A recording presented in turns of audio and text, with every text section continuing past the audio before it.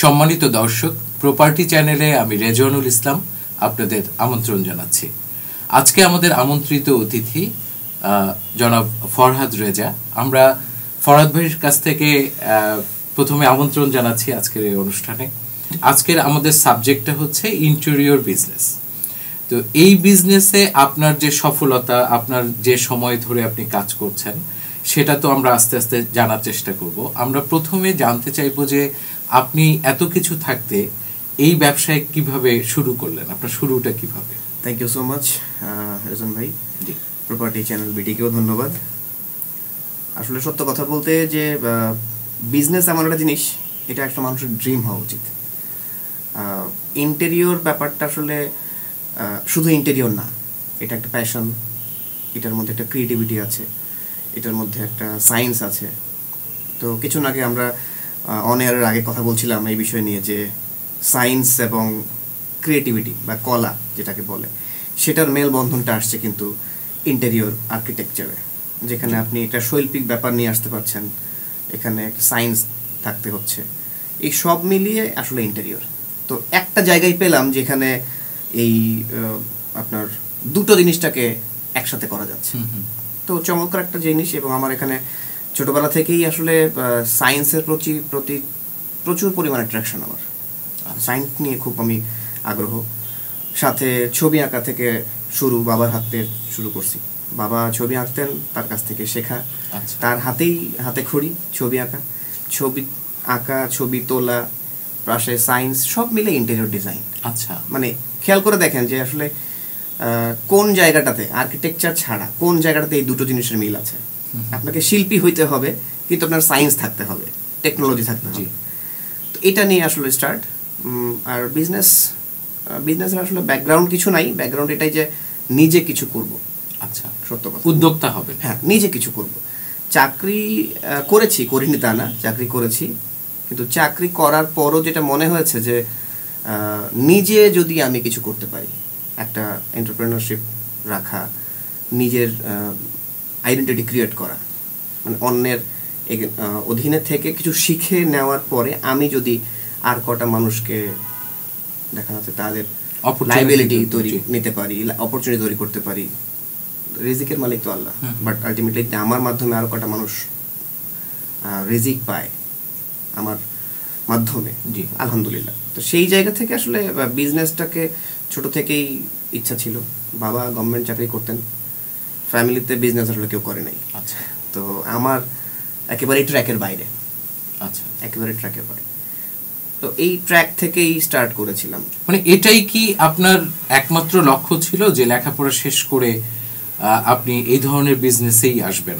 এই ধরনের বিজনেসে আসবো এরকম লক্ষ্য ছিল না। আচ্ছা, এমন একটা বিজনেসে আসবো যেটা আমার ভেতরে যেটা আছে, আমি যেটা একান্ত ফরহাদ রেজা যেটা, সেইটাকে আমি যেটা ফোকাস করতে পারি। তো that call focus and believe, এই দুটোকে মিলিয়ে আমি যখন অনেকগুলো ট্র্যাক চিন্তা করেছি, আমি আইটি নিয়ে কাজ করেছি, আমি ফ্রিল্যান্সিং করেছি, কিন্তু দেখলাম যে না, আমার সব থেকে বেটার আউটপুট আসতেছে হচ্ছে এখানে। বাহ! এখানে শুরু যখন করলেন, শুরু করার সময় আমরা যখনই কোনো উদ্যোক্তাকে পাই, তখন শুরুটা যে খুব ভালো হয় সবার এমন না।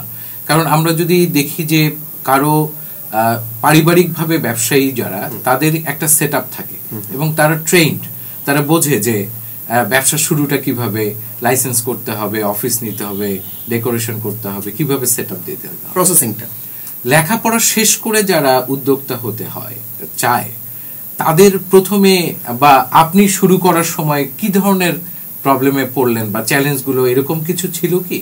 আসলে বেসিক ফ্যাক্টটা হচ্ছে যে যখন পড়াশোনা শেষ করছি বা পড়াশোনা চলছে, এই সময়টাতেই আমি আসলে জবে চলে আসছি। আচ্ছা, কারণ আমার আগে দরকার ছিল যে আমার জানা, জ্ঞানের বিকল্প কিছু নাই, তো আগে আমাকে লার্নিং নিতে হচ্ছে। তো আমি যখন জবে আসলাম, তখন আমি দেখলাম আসলে বিজনেসটা কি। বিজনেস মানেই মার্কেটিং। জি।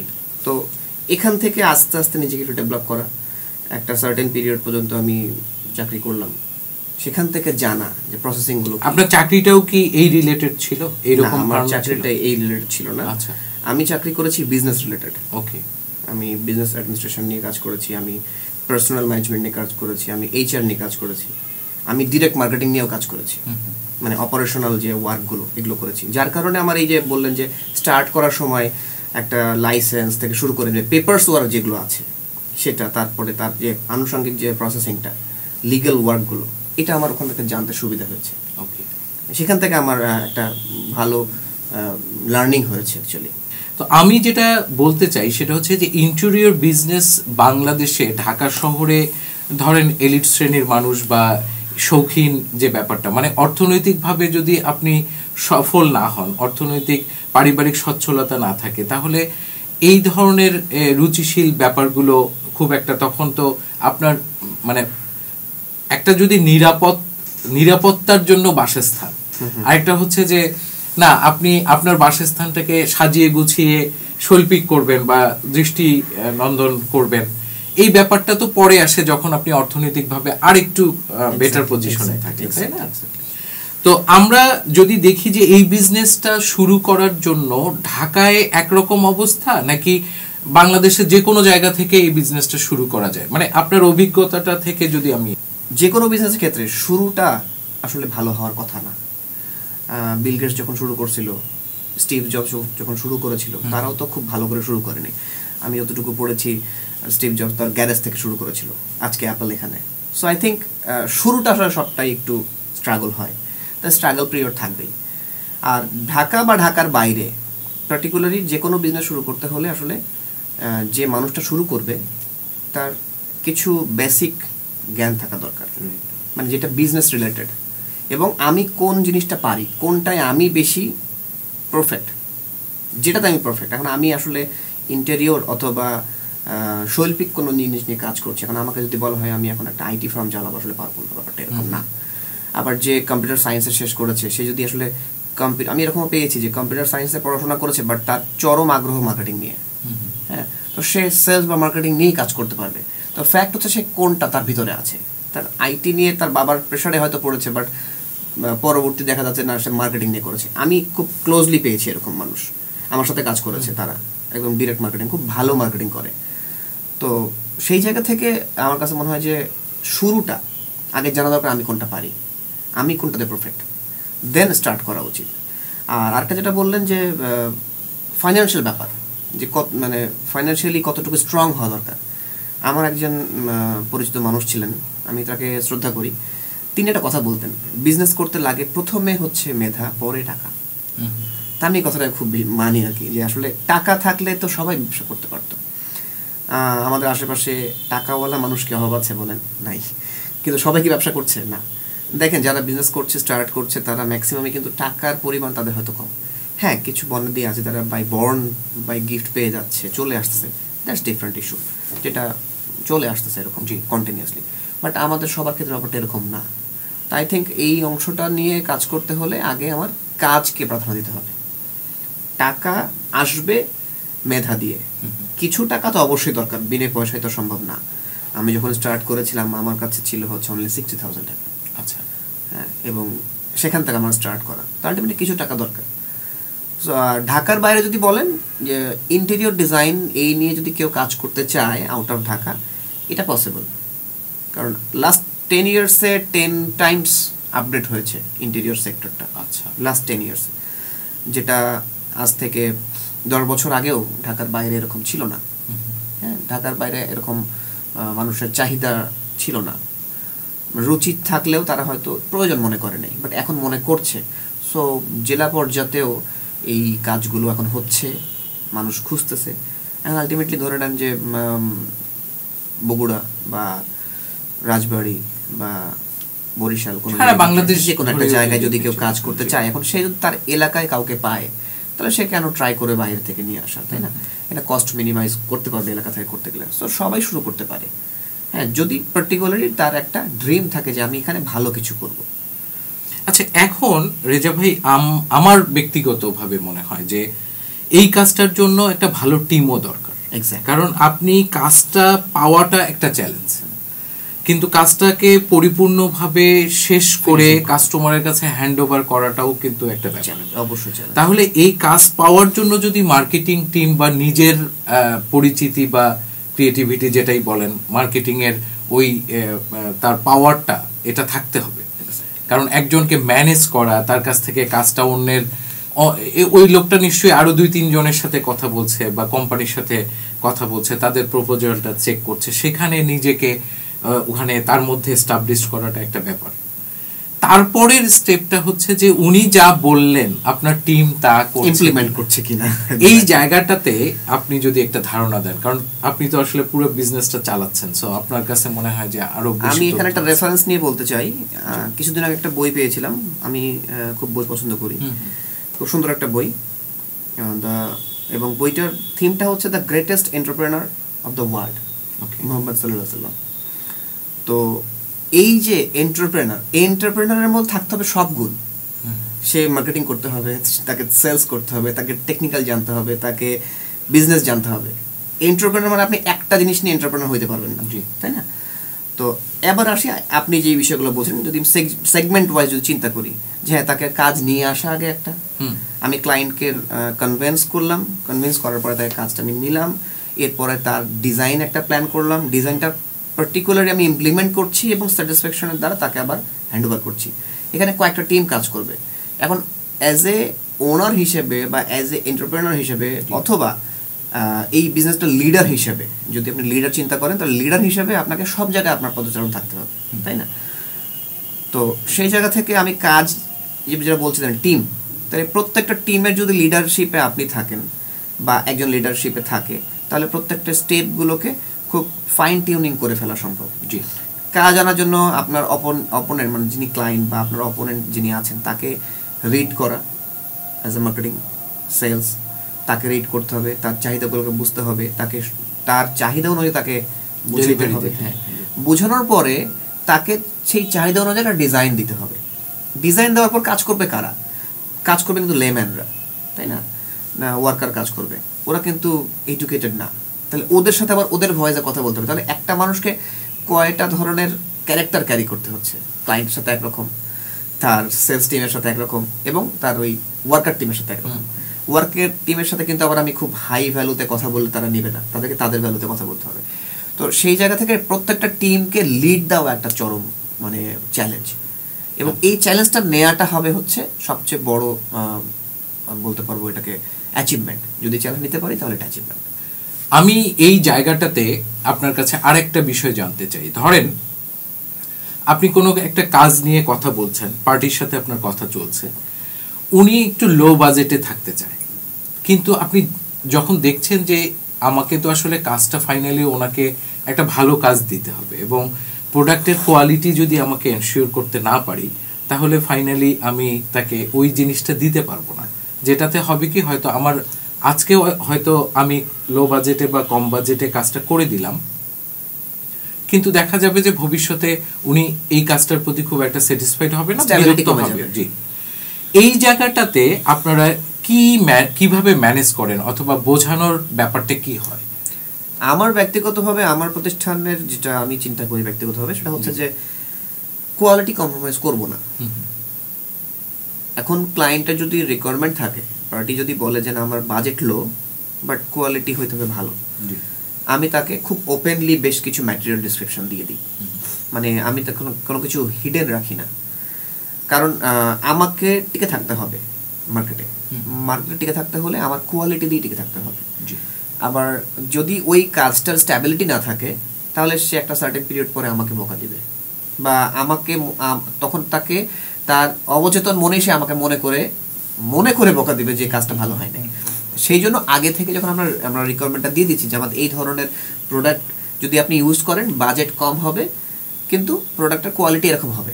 আবার এমন অনেক প্রোডাক্ট আছে যেগুলো বাজেট কম কিন্তু স্ট্যাবিলিটি বেশি, শুধু সেটার দ্বারা খুব এক্সট্রিম লেভেলের ক্রিয়েটিভ কিছু তৈরি করা যায় না। হ্যাঁ, যেমন আমরা যে টেবিলটার সামনে নিয়ে বসে আছি, এটা একটা ম্যাটেরিয়াল।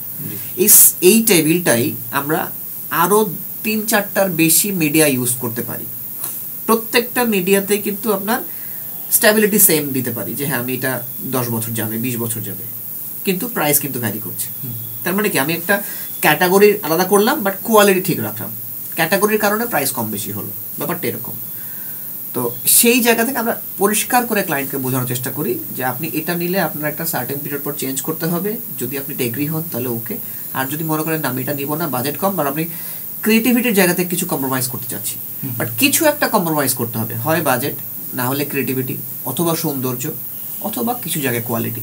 বাট আমরা প্রথমে কোয়ালিটিটা কম্প্রোমাইজ করতে না করি, মানে আমরা বলি না, কোয়ালিটি কম্প্রোমাইজ না করে আপনি একটু দরকার হলে সৌন্দর্য বর্ধনে একটু কম্প্রোমাইজ করেন, বাট কোয়ালিটি ঠিক রাখেন। আরেকটা জিনিস আপনাকে বলি, যেহেতু এখন প্রযুক্তির ব্যবহার বাড়ছে, ধরেন আপনি যখন বিজনেস শুরু করলেন তখন যে মিস্ত্রিরা যে ধরনের টুলস ব্যবহার করতো, এখন কিন্তু প্রযুক্তির সাথে অনেক কিছু চলে আসছে। ধরেন কাঠ আগে র্যান্দা দিয়ে করা হতো, তাই না, মানে আমরা এখন ওয়াল টু ওয়াল অনেক কিছু করছি। তো প্রযুক্তির যে ব্যবহার, এই ব্যবহারটাও তো তাদেরকে শেখাতে হচ্ছে। তাহলে আপনি কি মনে করেন যে একটা ভালো টিম তৈরি করতে গেলে ট্রেনিং বা এই ধরনের মেশিন যত দ্রুত আপনি কিনবেন বা কেনাতে উদ্বুদ্ধ করবেন এবং সেটা সঠিক ব্যবহার যদি হয়, তাহলে ফিনিশিং এবং এই যে কস্ট মিনিমাইজ করার ক্ষেত্রে এটা কি কোনো হেল্প করে কি? এক্স্যাক্টলি, এবং ইনফ্যাক্ট টাইম ল্যাপসটাও কাজ করে অনেক। আচ্ছা, টাইমের ফ্রেমিংটা কমে আসে। আমাদের দেশে যারা এই কার্পেন্টার আছে, আমি কার্পেন্টার কথা বলি কারণ ইন্টেরিয়রের ক্ষেত্রে কার্পেন্টার সবার আগে এখানে প্রায়োরিটি পায়, যেমন কনস্ট্রাকশনের ক্ষেত্রে সিভিল ওয়ার্কার প্রায়োরিটি পায়। সেক্ষেত্রে কার্পেন্টারদের ক্ষেত্রে তারা নিজেরা বেশ কিছু মেশিনারিজ ইউজ করে। আমি আমার জায়গা থেকে, আমি আমার প্রতিষ্ঠানের জন্য সব ধরনের টুলস আমি নিজে পারচেস করে রাখি। আচ্ছা, ধরে নেন যে আমার টিমের নতুন কিছু প্রযুক্তিগত মেশিনারিজ তার কাছে আছে, বাট কিছু নাই, সেটা আমি পারচেস করে ফেলছি, আমি তাকে দিচ্ছি, তুমি ইউজ করো। ইউজ করার সময় আসলে আমি তো হাতে কলমে তাকে শেখাতে পারবো না, আমি তাকে তার বেসিকটা বলে দিলাম। এখন যে আমরা কিছু নয় বলছিলাম যে খুব সহজ ভাষায় রান্দার করতাম, এখন যেটা স্যান্ডিং মেশিন ইউজ করছি, তো দুটার কিন্তু টেকনিক্যাল ব্যাপারটা একই, শুধু ইউজের ভেরিয়েশনটা আছে। তো এটাকে তাকে একটু ডিসক্রাইব করে দিতে হয়। তবে এখনকার ওয়ার্কাররা অনেক স্মার্ট, অনেক স্মার্ট, এবং তারা এখনকার ওয়ার্কার যেহেতু ইউটিউব দেখছে, হ্যাঁ, ইউটিউব একটা চরম একটা মিডিয়া যেটা আমাদের সামনে সব কিছুই আসতেছে, গুগল এবং ইউটিউব আমাদেরকে সব কিছু সমাধান দেয়। সো ওয়ার্কাররা লেম্যান হলেও তারা কিন্তু টেকনোলজির কারণে, মানে এই ফেসবুক ইউটিউবের কারণে তারা সবসময় কিন্তু অ্যাডভান্স একটা লেভেল জানতেই পারছে। ওরাও জানে যে আমি এটা ইউজ করতে পারছি, একটু লিখে দেখি, হ্যাঁ, লিখে দেখি কি বলছে, বা এই মেশিনটা ব্যবহার কিভাবে হচ্ছে, তারাই কিন্তু খুঁজে বের করে ফেলতেছে। হ্যাঁ, যেমন আমরা আমাদের ওয়ার্কারদের জন্য একটা হোয়াটসঅ্যাপ গ্রুপ ইউজ করি, তাদেরকে সেখানে ইনস্ট্রাকশন দিচ্ছি, কোনো নতুন মেশিন পেয়েছি তাকে দিয়েছি, তাকে লিঙ্ক দিয়ে দিলাম যে ইউটিউব থেকে এই লিঙ্কটা দেখে নাও, সে তখন দেখে ফেলছে। তার মানে তারা অবশ্যই স্মার্ট, অনেকটা স্মার্ট তারা। তো সেই জায়গা থেকে তাদের ইউজের যেই ধরনটা এটা সুন্দর হচ্ছে, কিছু জায়গায় শেখাতে হচ্ছে। আর ট্রেনিং অবশ্য দরকার। যারা আসলে খুব কর্পোরেটলি বিজনেস করছে তারা হয়তো, আমার মনে হয় যে অনেকেই ওয়ার্কারদের সাথে একটু বসে এটা কর্মশালার মতো করে, আমি তো মাঝে মাঝে করি, কিছু জিনিস বুঝিয়ে দিই। অনেক কিছু আছে তারা তো তাদের নিজের মতো করে করে, কিন্তু আমি চাচ্ছি এরকম না। তখন আমি সরাসরি সাইটে গিয়ে হয়তো দুটো ছোট কাঠের টুকরো দিয়ে তাদেরকে বুঝিয়ে দিলাম, এইভাবে করো, তাহলে এটা ইনপুটটা ভালো আসবে, আউটপুটটা ভালো আসবে। সে হয়তো বলে, স্যার আমি কখনো তো করি নাই, তুমি এটা করে দেখো কেমন হচ্ছে। পরে করার পর বলছে, হ্যাঁ স্যার ঠিক আছে, সুন্দর হয়েছে, এরপর থেকে করতে পারবো। তো এরকম অনেক কিছু আছে যেগুলো আসলে ইন্টেরিয়রে ছোট ছোট ইস্যু, খুব ছোট ছোট টার্মস, এগুলো আসলে ধরা যায় না। বাট দেখা যাচ্ছে কোনো টার্মস আমি শুরু করেছি, হয়তো কোনো টার্মস আরেকজন শুরু করেছে, সেখান থেকে আমি কপি করছি, আমার থেকেও কপি করছে। তো এই ছোট ছোট টার্মসগুলো আসলে আমিও মনে রাখতে পারি না এটা আসলে আমি করেছিলাম আগে না অন্য কেউ করেছিল। হ্যাঁ, তো এই ইস্যুগুলো হচ্ছে যে ওয়ার্কার বেস, নতুন ম্যাটেরিয়াল, নতুন মেশিন। যেমন আগে স্ক্রু করা হতো স্ক্রু ড্রাইভার দিয়ে, এখন ড্রিল মেশিন দিয়ে করা হয়, এবং এই ড্রিল মেশিনটা রিভার টার্ন আর রাইট টার্ন দুটোই কিন্তু নিচ্ছে, মানে সে স্ক্রু খুলতেও পারছে আবার লাগাইতেও পারছে। তো এটা কিন্তু টেকনোলজি। স্যান্ডিং হচ্ছে অটোমেটিক, সিরিজ কাগজের পরিবর্তে মেশিন দিয়ে স্যান্ডিং হচ্ছে সুন্দর করে। আর কালার হচ্ছে, স্প্রে কালার হচ্ছে, আরও অনেক মিডিয়া, মানে মিডিয়ার তো অভাব নাই এখন। যেটা টেকনোলজি আপডেটের কারণে আমরা অনেক মিডিয়া পাচ্ছি এই সেক্টরগুলোতে। ইন্টেরিয়র কিন্তু বাংলাদেশে আসলে বাংলাদেশে ইন্টেরিয়র শুরু হয়েছে কিন্তু প্রায় অ্যারাউন্ড 40 ইয়ার্স আগে। আচ্ছা, 40 বছর আগে ইন্টেরিয়র হয়েছে এরকমও কিন্তু রেকর্ড আছে। এখন তো মোটামুটি সব বিল্ডিংয়েই, বা আপনি যদি কমার্শিয়ালি চিন্তা করেন, বা হসপিটাল, হোটেল, এগুলো তো যত দিন যাচ্ছে এই ধরনের অ্যাক্টিভিটিস বাড়ছে? খুবই সূক্ষ্ম করে যদি বলতে যাই, মানে বললাম তো অত বছর আগে কাজ করে যারা, তারা হচ্ছে শৌখিনতার সাথে কাজ করেছে। লাস্ট 10 বছরে 10 গুণ চাহিদা বেড়েছে। আর এখন যেটা হচ্ছে, আপনার প্রয়োজন হয়ে গেছে। ইন্টেরিয়র এখন একটা মানে must be needed in your life, in your flat. মানে এটা ছাড়া কোনো উপায় নাই। আপনি একটা 900 স্কোয়ার ফিটের ফ্ল্যাটে আপনি দোকান থেকে ফার্নিচার কিনে নিয়ে এসে তো সেটআপ রেডি করতে পারবেন না। আপনার কিচেনটা তো মেনটেন করতে পারবেন না। তো আপনার কিচেনে কিন্তু ক্যাবিনেটটা জরুরি। তার মানে একটা মানুষ কিছু না করলেও কিচেন ক্যাবিনেটটা করে। সো ওটাও তো একটা ইন্টেরিয়রের পার্ট, তাই না? মানে অন্তরসজ্জা আর কি। তো ছোট ছোট ফ্ল্যাট, ছোট ছোট ঘর, চাহিদা তো অনেক। এখন মানুষের পোশাক আশাক বাড়তেছে, মানুষের চাহিদার আপনাদের কি বলে এটাকে, মানে শো অফের যে জিনিসটা, এটাও কিন্তু মানুষের মধ্যে বাড়তেছে। না, এটা তো অর্থনৈতিক ব্যাপারের সাথে জড়িত। যখন মানুষ ইনকামটা বেড়ে যায় তখন তার রুচির পরিবর্তন হয়, ডেইলি লাইফে এটা বোঝা যায়। এক্স্যাক্টলি। এবং যার কারণে ইন্টেরিয়রটা আসলে এখন শুধু শৌখিনতা নাই, এখন এটা প্রয়োজন হয়ে গেছে। আপনি একটা অফিস নেবেন, একটা কমার্শিয়াল বিল্ডিং করবেন, একটা ফুল বিল্ডিং, রেসিডেন্সিয়াল বিল্ডিং, সেটার যে গ্যারেজটা, সেই গ্যারেজের উপরে যে অনেকগুলো পাইপ যাচ্ছে, ইলেকট্রিক ওয়্যার যাচ্ছে, এগুলোকেও অনেক সময় মানে আমাকে হিডেন রাখতে হচ্ছে, সেক্ষেত্রে একটা ইন্টেরিয়র করতে হচ্ছে। সো এটা এখন আমাদের সাথে ওতপ্রোতভাবে জড়িত। এটা একটা ভালো দিক তুলে ধরেছেন। আর একটা বিষয়, আমরা যখন আপনার পেজগুলো দেখছিলাম তখন দেখলাম যে আপনি ইএমআই সিস্টেমে কিছু ইমপ্লিমেন্ট করেছেন, বিজনেস অফার করছেন। কিচেন নিয়ে একটা অফার আছে, একটা বাজেট আছে। কেউ যদি তার বিভিন্ন রুমের এক এক ধরনের, বেডরুমের একরকম সিঙ্গেল প্যাকেজ আছে, অথবা পুরো ভলিউমটা নিয়েও হয়তো। এটা কি একটু বলবেন, যেটা দর্শকরা হয়তো ভালো একটা কনসেপ্ট আমরা মনে করছি, এই কারণে আলোচনায় আনতে চাচ্ছি, আপনি যদি একটু ডিটেইল বলেন। ইএমআই ব্যাপারটা খুব পিছনের খুব চমৎকার একটা ঘটনা আছে। জি, অনেক আগে আমাদের ক্লায়েন্ট কাজ করলাম, শেষের দিকে এসে বলছে, ফরহাদ ভাই আপনার কার্ডে পেমেন্ট নেন? আমি বললাম না, কার্ডে তো পেমেন্ট নিই না। একটা পজ মেশিন রাখবেন, কার্ডে পেমেন্ট নেবেন? তো না ভাই, আমরা কার্ডে নিই না। আচ্ছা ঠিক আছে, ওকে। মাথাটা মানে তখন আসলে খুব একটা হিট করে নাই। 2017-এর দিকে আমার ক্লায়েন্ট আমাকে 2টো চেক দিল তার ক্রেডিট কার্ডে। ক্রেডিট কার্ড থেকে ক্যাশ উইথড্র করলে কিছু খরচ বেশি যায়, তারপরও সে আমার ক্রেডিট কার্ডে চেক দিল, আমার ডিমান্ডে দিল, আমার লাগবে। তখন আগেরটা মনে পড়ে গেল, আগের প্রিভিয়াস ঘটনাটা। এরপরে তো আস্তে আস্তে 18-19 2020 থেকে চিন্তা করছিলাম এরকম কিছু, যে আমরা সবাই যখন ইএমআই ফ্যাসিলিটিতে যাচ্ছি, তাহলে ইন্টেরিয়র কেন নয়, এবং সেটা যদি কার্ডেও হয় তাহলে কেমন হয়। এই চিন্তা করতে করতে তারপর করোনা আসলো। করোনার পরপরই আমরা এটাতে ইমপ্লিমেন্ট চলে গেলাম, যে আমরা এসএসএল এর সাথে কাজ শুরু করলাম, যে আমরা বাংলাদেশের 36টা ব্যাংকের ইএমআই ফ্যাসিলিটি নিলাম। এতে আমাদের কোনো আসলে হ্যাসেল নিতে হয় নাই, আমাদেরকে যথেষ্ট কোঅপারেট করেছে সার্ভিস কোম্পানিগুলো। এবং সেক্ষেত্রে সুবিধা হচ্ছে, কিছু অসুবিধাও আছে। ছোট ছোট কাজগুলো কার্ড ইএমআইতে পসিবল, কারণ আসলে এটা ক্রেডিট কার্ডের বা এটার লিমিট তো কম থাকে, 5 লাখ 10 লাখ। এখন পেমেন্ট যদি সে একসাথে 5 লাখ 7 লাখ করে ফেলে তো তাদের লস। এই জন্য আমরা এইটাকে ভাগ করে ফেললাম, যে 6 ইনস্টলমেন্ট বা 10 ইনস্টলমেন্ট বা 12, সর্বোচ্চ 12 ইনস্টলমেন্ট পর্যন্ত। এটা হচ্ছে ক্রেডিট কার্ডের মাধ্যমে বা ডেবিট কার্ডের মাধ্যমে। এছাড়া আমরা ক্যাশ ইএমআইতেও গেলাম। আচ্ছা, একদম রেগুলার যে প্রোডাক্ট, আপনি শার্ট কিনতে গেলে, আমরা রেস্টুরেন্টে খেতে গেলে আমরা কার্ড পেমেন্ট করছি, আমরা এসি কিনতে গেলে ইএমআই নিচ্ছি, সব প্রসেসিংগুলো আমরা ইন্টেরিয়রে নিয়ে আসলাম। আচ্ছা। এবং এটা যখন আসলাম, আমি অনেকের কাছ থেকে বাহবা পেয়েছি, আমার অনেক ক্লায়েন্টও এটাতে আগ্রহ হয়েছে, পেমেন্টও করছে। হ্যাঁ, পেমেন্টও করেছে। তো আলহামদুলিল্লাহ এটা ক্লিক করেছে এবং এটা ভালো।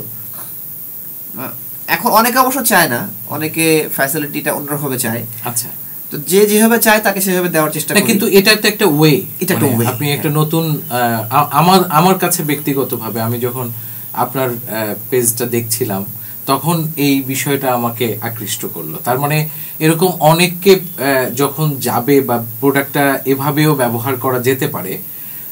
আমার একটা ছোট্ট ডিমান্ড আছে, কিন্তু এই মুহূর্তে আমার কার্ড ইউজ করে যে এই অপশনটা নেওয়া যেতে পারে, সেটা একটা খুব আশার ব্যাপার। এবং ফর এক্সাম্পল যে ছোট একটা রুম এসে একটা ইন্টেরিয়র করবে, সেই রুমের ভ্যালু 1 লাখ 1.5 লাখ টাকা।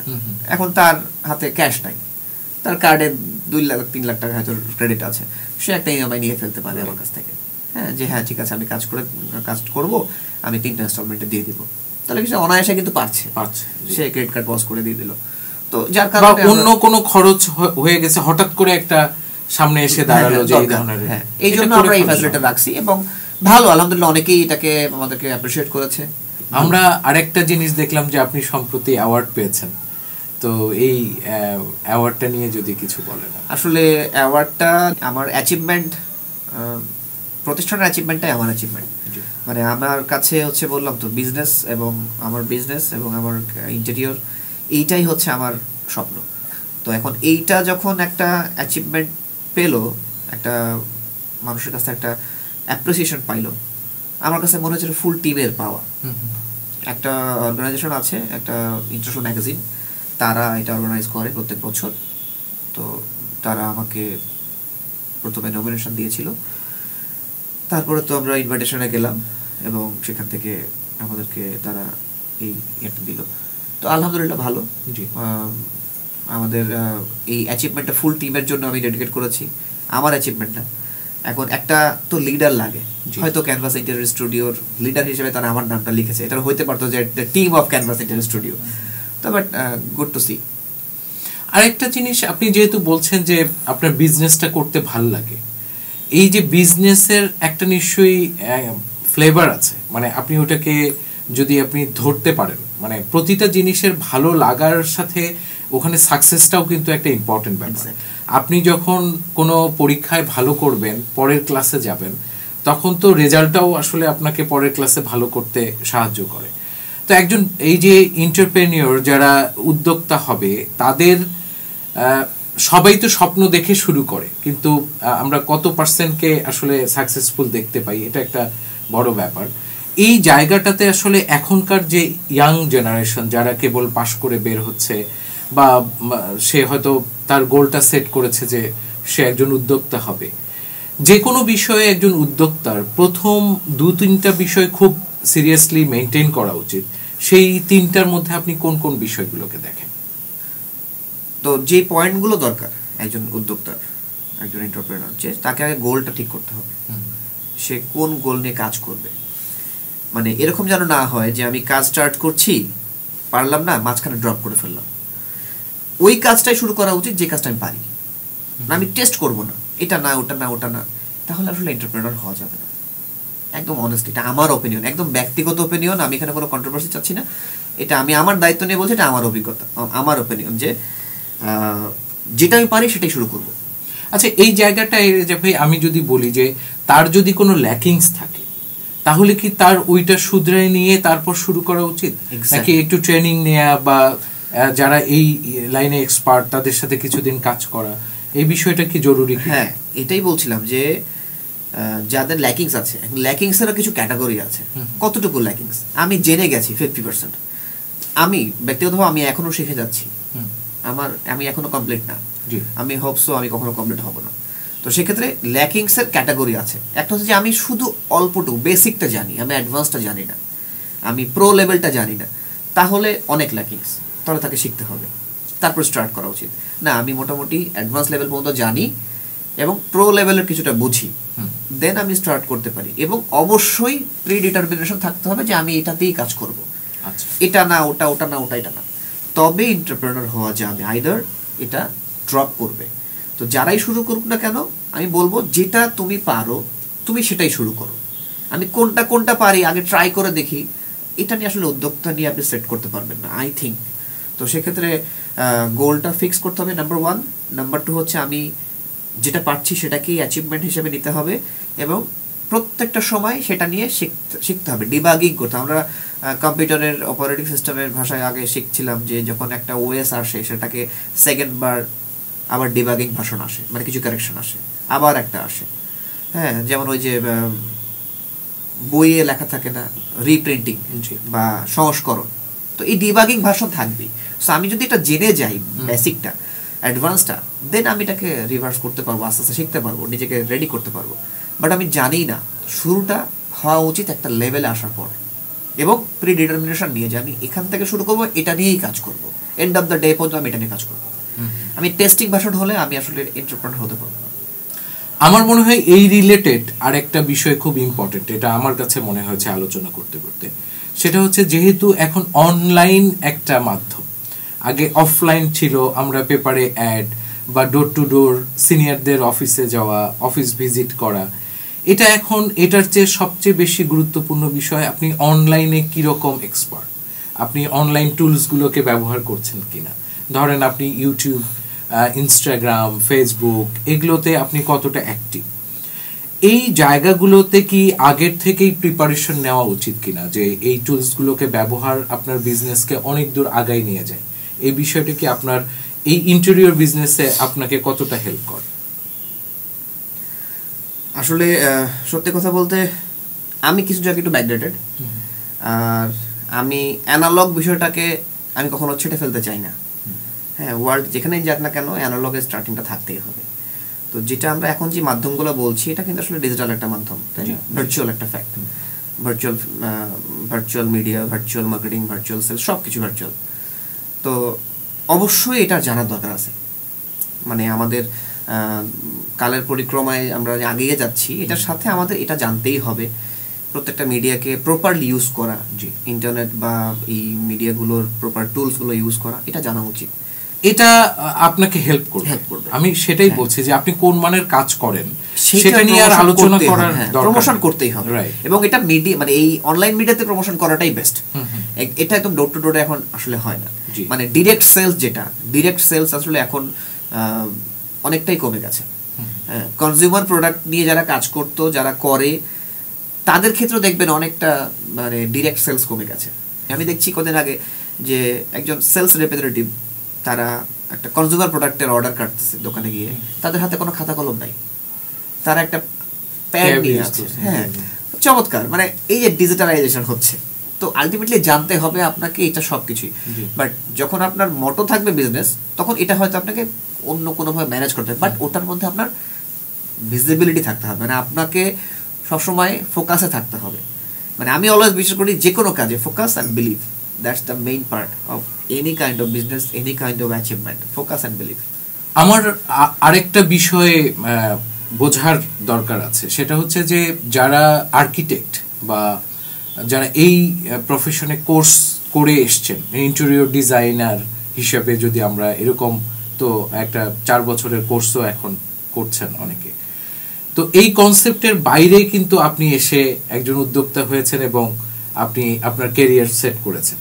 তো আপনার কাছে কি মনে হয় যে যদি তার ইচ্ছা থাকে এবং সে যদি সময়ের সাথে নিজেকে পরিবর্তন করে, তাহলে এই ব্যাকগ্রাউন্ডটা ছাড়াও কিন্তু একটা উদাহরণ হিসাবে আপনাকে আমরা আজকে দেখাতে চাচ্ছি যে সেটা সাকসেস আনাটা সম্ভব।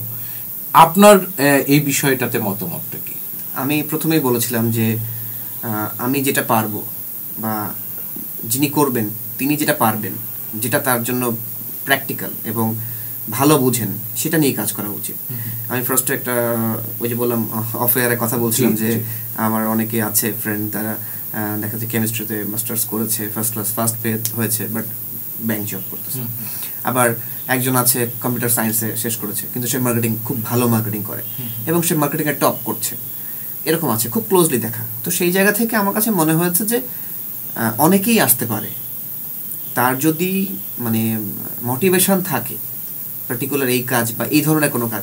ইন্টেরিয়র নিয়ে বাংলাদেশের সামনে ভবিষ্যতে ভালো মার্কেট আছে, ভালো সুযোগ আছে, কারণ এটা দৈনন্দিন জীবনের সাথে ওতপ্রোতভাবে জড়িত হয়ে যাচ্ছে। আপনি যেটা বললেন যে অনেক এখন মানুষের প্রতিদিন মানুষ কাজে লাগছে, সব সময় লাগবে। তো সুতরাং এই মার্কেটটা আরো ব্রড হবে। আর একটা দেশে যখন এন্টারপ্রেনারশিপ বা এই ধরনের উদ্যোক্তা বাড়বে, তার মানে দেশের অর্থনৈতিক প্রগতিটা বাড়বে, সামনের দিকে আগাবে, এটা নিয়ম, এটা একদম সবসময় নিয়ম। তো সেই জায়গা থেকে মানুষ আসতে পারে এবং এই মার্কেটটা ভালো, কিন্তু তাকে যে ইন্টেরিয়র নিয়ে একদম ফুললি শুরু থেকে শেষ পর্যন্ত ইন্টেরিয়র নিয়ে পড়াশোনা করেই আসতে ব্যাপারটা এরকম না। তবে পড়াশোনা থাকতে হবে, মানে পড়াশোনার কোনো ব্যতিক্রম নাই, মানে কাজ শুরু করেও আস্তে আস্তে সে জানতে পারে। আমি বলবো যে পড়াশোনা কোনো ব্যতিক্রম নাই, পড়াশোনা করতেই হবে। আমি ইন্টিরিয়র নিয়ে প্রচুর পড়াশোনা করেছি, মানে অনেক টার্মস আছে যেগুলো আসলে না পড়লে সম্ভব না, অনেক টার্মস আছে। তো পড়াশোনা করতে হবে, পড়াশোনার ব্যতিক্রম নাই, সেটা যে যেটা করুক। আমি একজনের নাম বলতে চাচ্ছি না, যে উনি একজন ভালো ফেসবুক কন্টেন্ট ক্রিয়েটার, ভালো কন্টেন্ট ক্রিয়েটার, অনেকেই চেনে। উনি আইটি নিয়ে কন্টেন্ট ক্রিয়েট করে এবং খুব চমৎকার কন্টেন্ট ক্রিয়েট করে, কিন্তু মানুষটাকে এরকম একটা প্রতিষ্ঠানে একটা অনুষ্ঠানে জিজ্ঞাসা করা হয়েছিল যে আপনার এডুকেশন ব্যাকগ্রাউন্ডটা কী। হ্যাঁ, তো বলেছে আমি আসলে জেনারেল এডুকেশন থেকে আসছি, আমি কম্পিউটার সায়েন্স নিয়ে পড়ি নাই। কিন্তু সে চমৎকার, আপনি তার কন্টেন্টগুলো দেখলে আপনি মুগ্ধ হবেন যে এত সুন্দর করে সে ব্যাখ্যা করে অনেক ইস্যুগুলো নিয়ে। তো তার মানে কি, সে ওইটাতে তার ধ্যান জ্ঞান সবকিছু সব আছে। সো সে তো পড়াশোনা করেছে, পড়াশোনা না করলে সে তো ডিসক্রাইব করতে পারবে না যে এই প্রোডাক্টটা কিভাবে তৈরি হচ্ছে। তো পড়াশোনা করেই আপনাকে ডিসক্রাইব করতে হবে। তো পড়াশোনার ব্যতিক্রম নাই, সেটা যে ওয়েতেই হোক, যে ওয়েতেই হোক। আর বাংলাদেশে আমি বিশ্বাস করি এই মার্কেটটাতে যে কোনো কেউ আসতে পারে, যে কোনো জায়গা থেকে এখানে সুদূর প্রসারী প্ল্যান করে আসতে পারে। ভালো এখানে মার্কেট আছে এবং ভালো বিজনেস আছে এখানে, তবে তাকে অনেস্টি থাকতে হবে, অনেস্টি ভ্যালু থাকতে হবে এবং মার্কেটে টিকে থাকার চিন্তা করতে হবে। আমি 2 দিনের জন্য আসবো, 2 দিনের চলে যাবো, বাট এরকম না। অনেস্ট নিয়ে কাজ করলে, মানে যদি সেলফ স্যাটিসফ্যাকশনটা কাজ করে এখানে এবং কাজের প্রতি তার সত্যি সত্যি একটা ভালোবাসা কাজ করে, তাহলে অবশ্যই এই মার্কেটটা ডেভেলপ করা সম্ভব। আসলে আমি একা কেন, আমার মতো আরও 10 জন মানুষ মিলে হবে না, সবাই মিলে করতে হবে। সবার জায়গা থেকে সবাই ট্রাই করবে এই বিজনেসটাকে ডেভেলপ করার জন্য, এবং সবার ভিতরেই থাকতে হবে অনেস্টি। রেজা ভাই, আমরা অনেক বিষয় নিয়ে আলোচনা করলাম, আমরা আপনার ক্যানভাস নিয়েও একটু জানতে চাই যে আপনারা কিভাবে সাপোর্ট দিচ্ছেন, কি মার্কেটে কি অফার করছেন, এটা যদি একটু জানাতেন। ক্যানভাস ইন্টারিয়র স্টুডিও নিয়ে কাজ করছি আজকে অ্যারাউন্ড 9 ইয়ার্স। আমাদের ক্যানভাস ইন্টেরিয়র স্টুডিও বেসিক্যালি আসলে ইন্টেরিয়র ডিজাইন নিয়ে কাজ করে, ডিজাইন কনসালটেন্সি থেকে শুরু করে একদম ফুল ইমপ্লিমেন্টেশন পর্যন্ত। সাথে আমরা ফার্নিচার, কাস্টমাইজ ফার্নিচার ইউজ করছি, মানে সেল করছি, বানাচ্ছি। কারণ এটা হচ্ছে ক্লায়েন্টের একটা চাহিদা থাকে অনেক সময়, যে ইন্টেরিয়র সাথে সাথে অনেক সময় কাস্টমাইজ বেড লাগছে, সোফা লাগছে। সো এটাও আমরা প্রমোট করি। আমাদের ক্যানভাসেরই একটা পার্ট হচ্ছে যে ফার্নিচার, এটার নাম হচ্ছে আলাদিন ক্রিয়েটিভ ফার্নিচার। সো এইটা নিয়ে আমরা আসলে বেসিক্যালি ফোকাস এই ক্যানভাস ইন্টেরিয়র স্টুডিও এবং আলাদিন ক্রিয়েটিভ ফার্নিচার নিয়ে। তো দুটোই যেহেতু ওতপ্রোতভাবে জড়িত, এই ইন্টেরিয়রটা নিয়ে আমরা কাজ করছি। আমরা এখন পর্যন্ত আমাদের ইনহাউস যারা আমরা আছি অ্যারাউন্ড 12-13 জন মতো আছি। আমি আছি, আমার একটা ফ্রেন্ড আছে, আমরা দুজনেই লিড করছি এটাকে। আমি আমার ফ্রেন্ড মিলেই টোটাল লিডটা করি, মানে লিডারশিপে আমি এবং আমার পরে সে কাজ করছে। আর আমাদের ইন্ডিভিজুয়ালি প্রজেক্ট অ্যাফেয়ার্স টিম আছে যারা প্রজেক্টগুলো নিয়ে কাজ করে, প্রজেক্ট দেখছে, দেখাশোনা করছে, ওয়ার্কার হ্যান্ডেল করছে। তো প্রজেক্ট দেখার জন্য আসলে স্পেশালিস্ট টিম দরকার, স্পেশালিস্ট টিম ছাড়া প্রজেক্ট ক্যারি করা কঠিন। তো সে যদি স্পেশালিস্ট হয়, তারপরেও তাদেরকে স্পেশালিস্ট তৈরি করার জন্য আমি কন্টিনিউ তাদেরকে ট্রেন আপ করার ট্রাই করি। প্রত্যেক মাসেই একাধিকবার আমরা বসি, তাদেরকে কিছু টিপস দিচ্ছি। আমাদের ডিজাইন টিম আছে, ডিজাইন টিম সবসময় ডিজাইন নিয়ে ব্যস্ত থাকে। তারা অবসর সময়েও দেখা যাচ্ছে শুধু বসে না থেকে নতুন কিছু ইনোভেটিভ আইডিয়া নিয়ে কাজ করার চেষ্টা করছে। আমি কিছু আইডিয়া স্কেচ করে দিচ্ছি। ডিজাইনগুলোর ক্ষেত্রে টোটাল কনসালটেন্সিটা আমি করি, আমি ডিজাইনগুলো স্কেচ করে দিই ডিরেক্ট।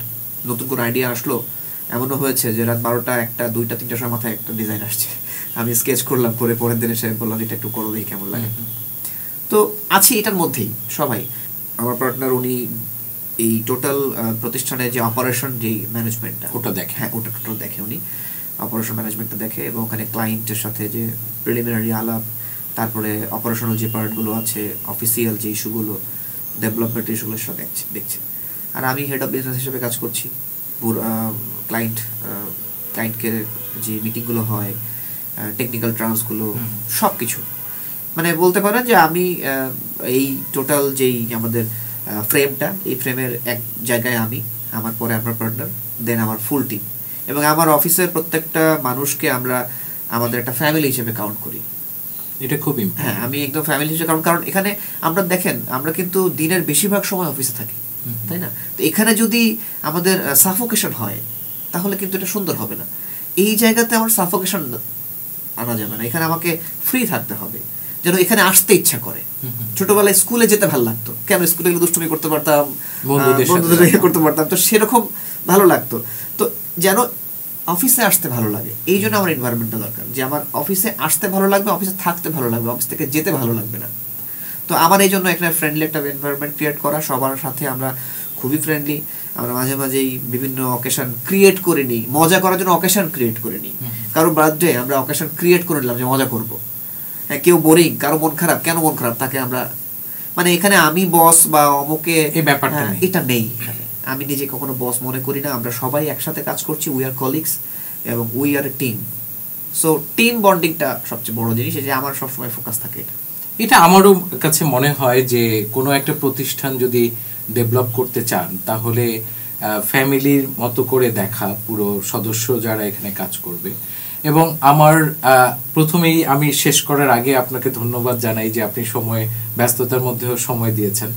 এবং আমরা একটা প্রপার্টি চ্যানেল এমন একটা প্ল্যাটফর্ম যেখানে আমরা আপনাদের সময় দিতে বলবো, কারণ কি যারা উদ্যোক্তা হতে চায় অথবা এই ফিল্ডে কাজ করতে চায় তাদের আমাদের এই আলোচনাগুলো থেকে তারা যেন কিছুটা শেখে। আজকের আপনার সাথে আমার আলোচনা করে যেটা মনে হলো যে আপনার আসলে যে কাজটা আপনি করবেন সেই কাজটার প্রতি আপনার দরদ থাকতে হবে, আপনার খিদে থাকতে হবে, মানে আপনি আসলে এখানে সাকসেসটা চান, এটা আপনার বাহ্যিকভাবে মানসিকভাবে যেমন আপনাকে পেতে হবে, বাহ্যিকভাবেও যেন বডি ল্যাঙ্গুয়েজটা এরকম হয়, বডি ল্যাঙ্গুয়েজ থেকে যেন এটা ফুটে ওঠে। তাহলে হয় কি, তাহলে আপনার টিমের মেম্বাররাও কিন্তু অনুপ্রাণিত হবে যে আমরা যার আন্ডারে আছি উনি তো আসলে এটা তার স্বপ্ন বা সেই অনুযায়ী উনি দৌড়াচ্ছেন, তো আমরাও তার সাথে থাকি না কেন। এই ব্যাপারটার সাথে আমার মনে হয় যে এখনকার টেকনোলজি, এখনকার চেঞ্জেস, এক একটা সময় এক এক ধরনের ডিজাইন মানুষ পছন্দ করে, কালচার চেঞ্জ হয়ে যায়। এই ধরনের বিজনেসে এটাও খুব ইম্পর্টেন্ট যে আপনি ওইটাকে টাচ করতে পারছেন কিনা, মানুষের ফিলিংটাকে আপনি ধরতে পারছেন কিনা, বা অন্যের আইডিয়াটাকে আপনি কাস্টমাইজ করে তাকে আরেকটু বেটার পজিশনে যেতে দিচ্ছেন কিনা, এবং প্রোডাক্ট নলেজ, যে আপনি যে প্রোডাক্টগুলো ইউজ করবেন সেই সম্পর্কে আপনি অবগত কিনা। আমার মনে হয় এই বিষয়গুলো আজকের আলোচনা থেকে আমিও শেখার চেষ্টা করলাম, এবং এই ব্যাপারগুলো যদি কেউ ঠিক মতো ধরতে পারে, বুঝতে পারে, তাহলে আগামীতে সেও আপনাদের মতো একজন ভালো উদ্যোক্তা হবেন বলে আমরা আশা করি। এবং ভবিষ্যতে আমরা এই বিষয়ে নিশ্চয়ই আবারও কথা হবে, এবং আপনারা দর্শকরা ভালো থাকবেন। এই বিষয়গুলো নিয়ে আমরা নতুন কোনো অতিথিকে আবার আমন্ত্রণ জানাবো, আবারও হয়তো কথা হবে। ধন্যবাদ।